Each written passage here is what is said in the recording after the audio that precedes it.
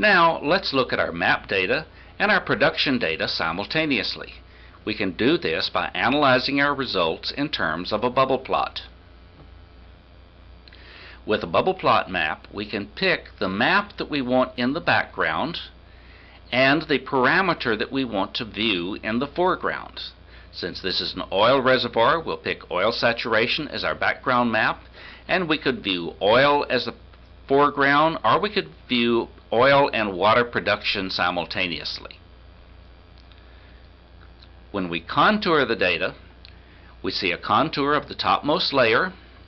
As we step forward in time, we can see our wells coming on, and we see each of these wells is producing at about their maximum rate. Green is oil and blue is water. As we step forward in time, they continue to produce at their target rates until the production starts falling off. We see this well is starting to produce a significant amount of water, while the other two wells are really not producing very much water. We can go to any time step just by simply going to the time step. When we reach a time where we have a new saturation map printed out, and remember we printed saturation maps out annually, you'll notice that we'll get a new saturation map and we can see the current saturation with the production printed on top of it. Let's return to time 0.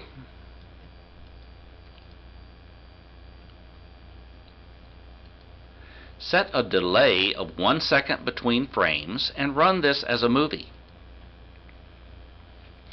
Now we see our production changing monthly. Production is falling off. This well is starting to water out.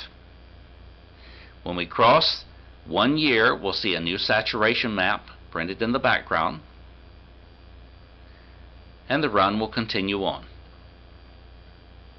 This is a very nice tool for looking at things like communication across fault, where you can see what the wells on the two sides of a fault are doing. It's an excellent way of looking at the production on a field-wide basis, but keeping track of what's going on in the individual wells.